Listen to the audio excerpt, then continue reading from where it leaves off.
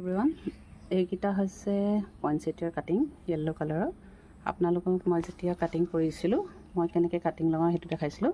আৰু আজি যিহেতু গ্ৰোথটো বহুত ধুনীয়া হৈ গৈছে সেইবাবে মই এতিয়াই ইহঁতক ৰুই থৈছোঁ, ৰুবলৈ লৈছোঁ। তাক দেখাই আছোঁ আৰু শিপাবিলাক কেনেকুৱা হৈছে তাকো দেখাম দেই ভিডিঅ'টোত, আপোনালোকে চাই থাকিব।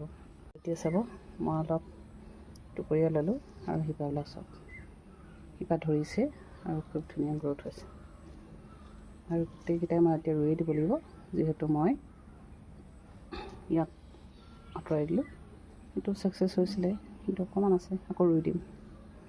আৰু অলপ ডাঙৰ ডাঙৰবিলাক আনিছোঁ দেই, চাব শিপাটো এটা হৈছে বহুত, খালি ছিগি আহিছে দেই। এইটোহে যোৱা বছৰ মই কাটিং লগাইছিলোঁ, ধুনীয়া হৈছিলে, কিন্তু মোৰ পুলিকেইটা যেতিয়া ডাঙৰ হৈছিলে তেতিয়া কুকুৰাই ভাঙি পেলালে। সেইকেইটা য়েল্লো কালাৰৰ হয়, পইনচেটিয়া।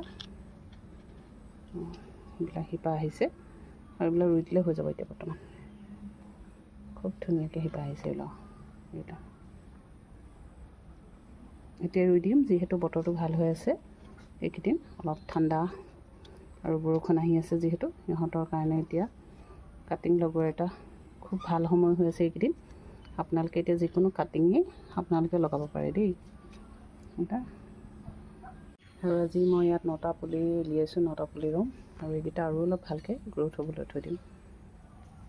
আৰু এতিয়া মই এনেই নৰ্মেল মাটিতে ৰুই থৈ দিম, যিহেতু জীয়াবলৈ পিছত যেতিয়া আকৌ ছিজন অহাৰ আগে আগে আকৌ মই তাক ভালকৈ সাৰ দি পিনি ধুনীয়াকৈ ৰুই দিম।